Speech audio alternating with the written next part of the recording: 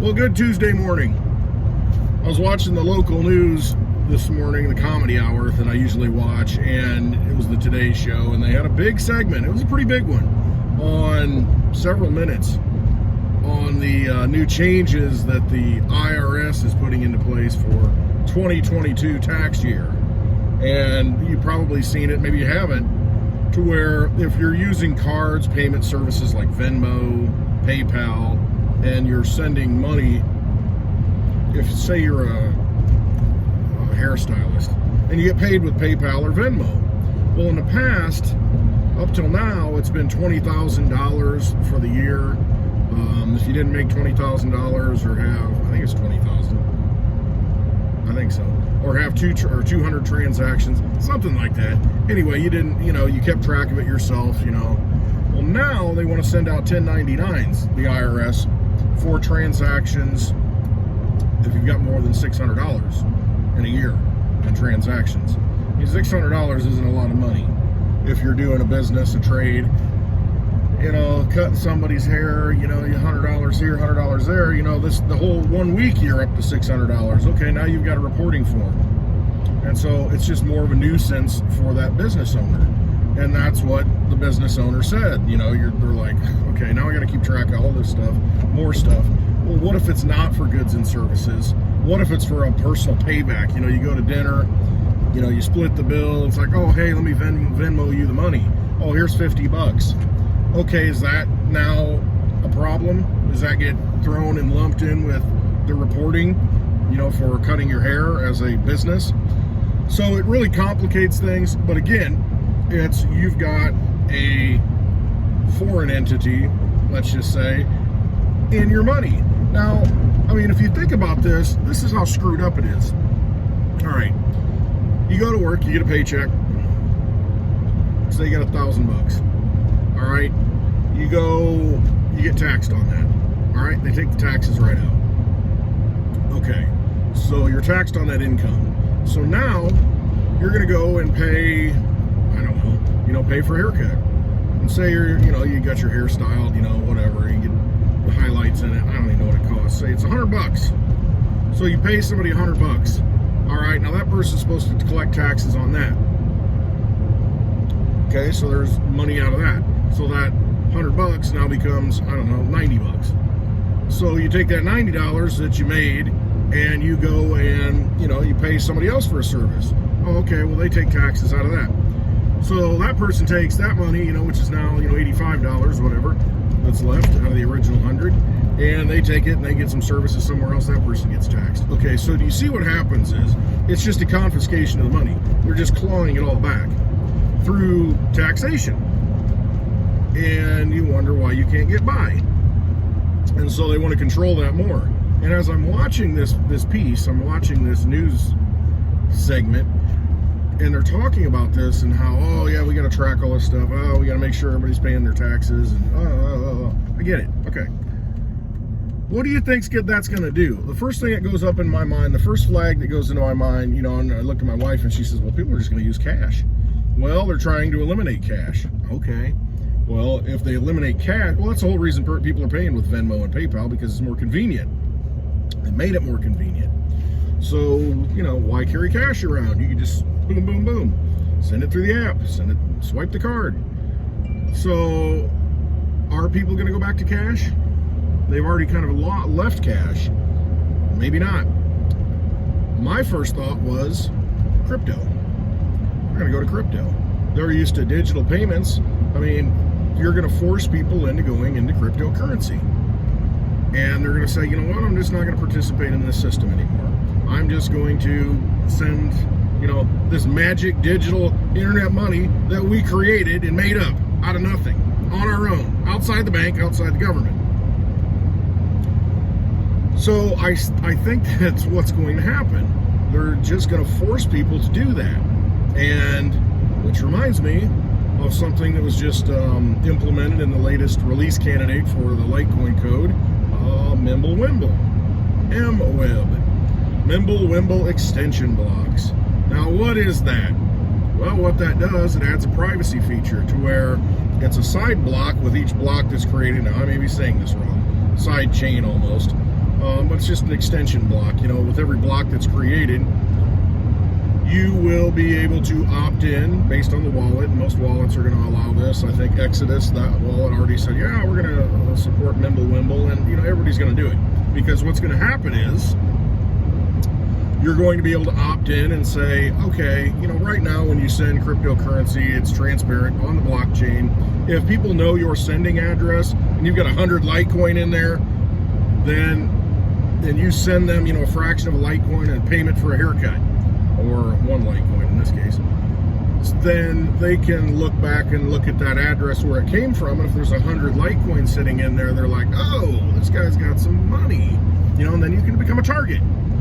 So now what happens is, see, the same thing doesn't happen with a dollar bill.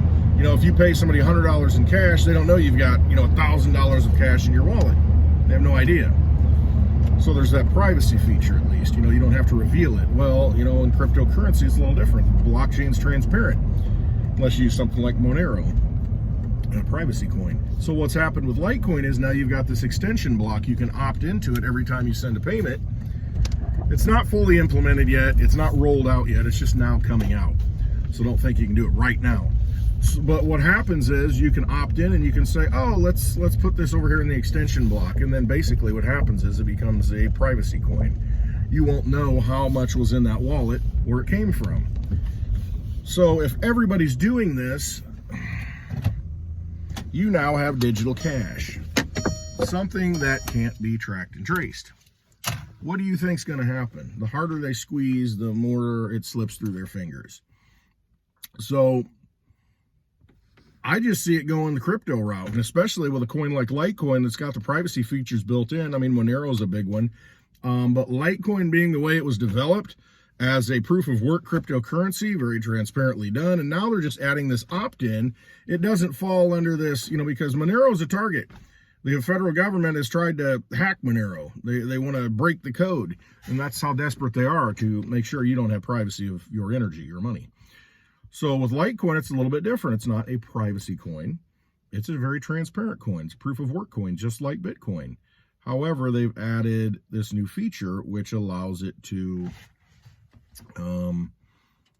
become private. So when I hear these reports, that's what I think of. People are going to go to cryptocurrency and they're going to try and find those cryptocurrencies that, one, are solid, that they want to put their money into and they have faith in, and two, they can easily move. A liquid coin like Litecoin that's on everything. It's on PayPal, it's on Venmo. You can't necessarily move them yet on those apps, but that day is coming. The government, and you see it in Canada, you see it with the trucks. I mean, every time the government tries to squeeze people, they squeeze too hard, and what happens? The people say, okay, enough, I'm done. I'm not going to participate anymore. I'm done. I'm just not going to play the game. And that's all you have to do, is not play the game. You find other options. You prepare yourself the best you can, and you seek out those options that work. And Litecoin right now, it's the perfect form of money.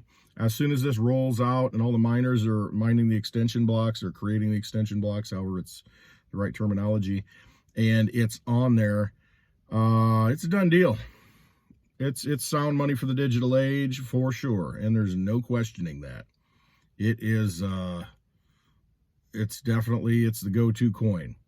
So at 110 bucks per Litecoin right now, no-brainer to me.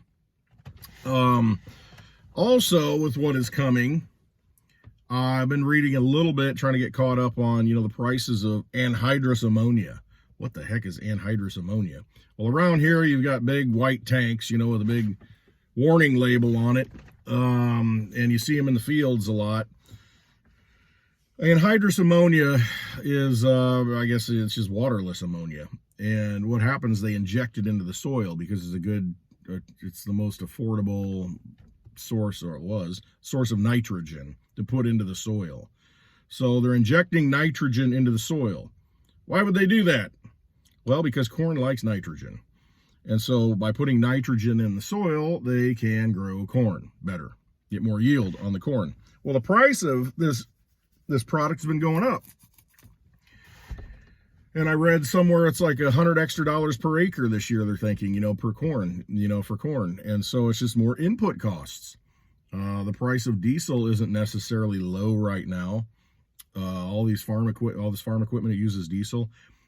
Ammonia, this anhydrous ammonia that they put into the fields, it's a product of natural gas. So if natural gas is moving up, it's going to exponentially affect, the cost of the ammonia, the fertilizer to put into the ground. And I see today on the same clown news, there was a big plant, I think it was North Carolina, a fertilizer plant that caught on fire. And they're dangerous. I mean, it's very explosive materials.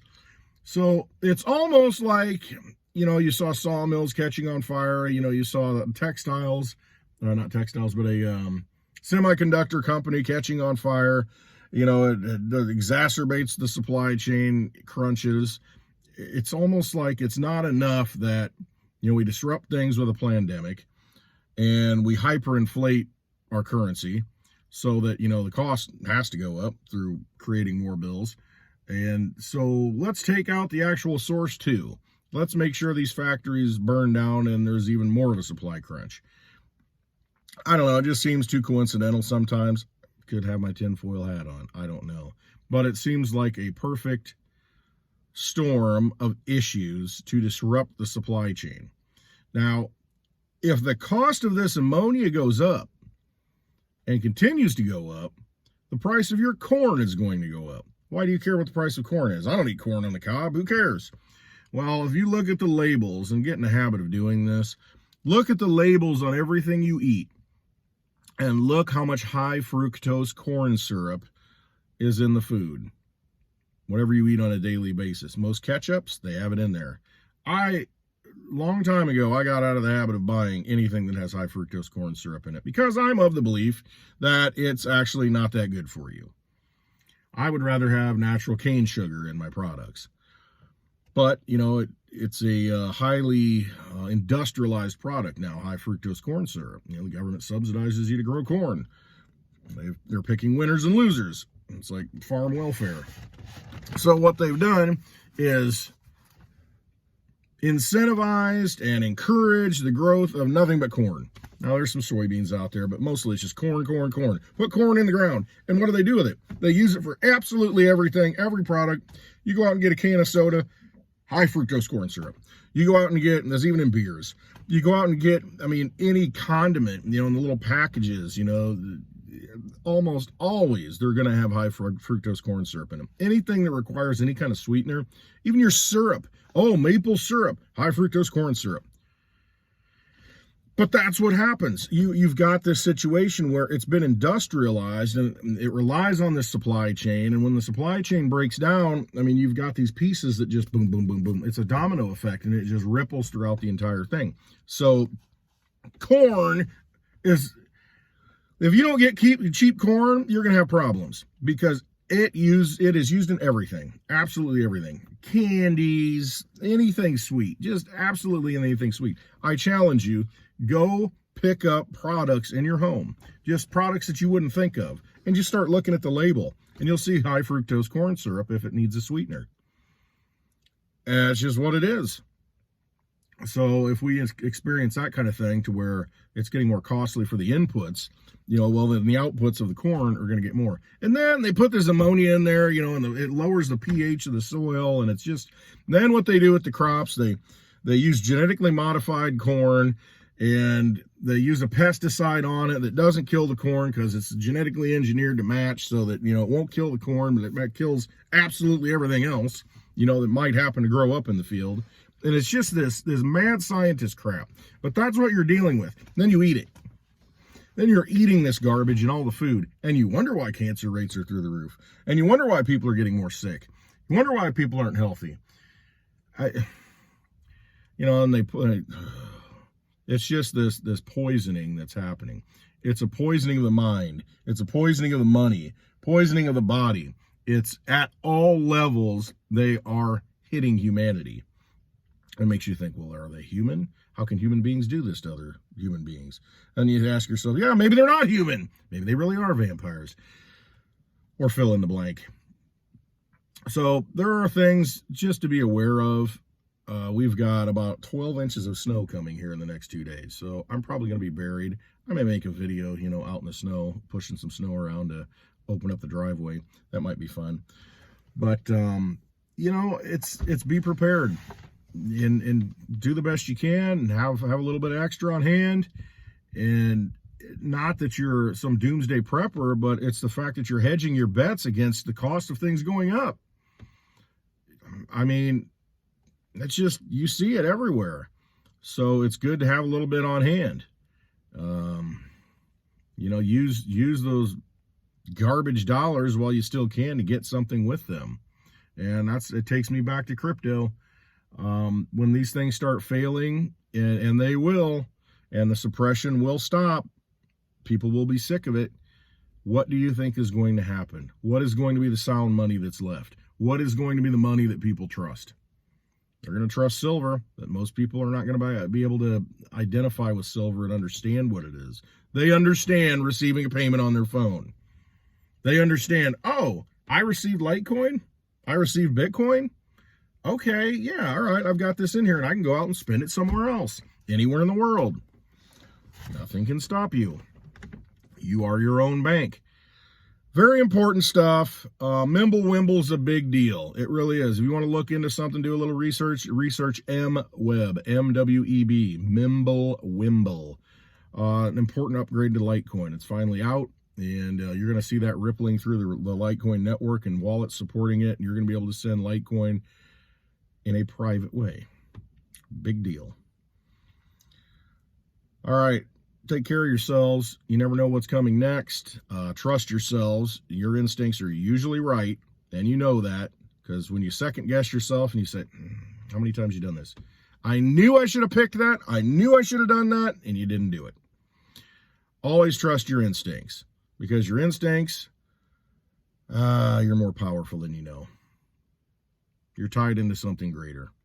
So if you're tied into something greater, you might want to listen to yourself, because, you know, you might have a direct line to something that has all the answers. All right. I hope you have a wonderful Tuesday.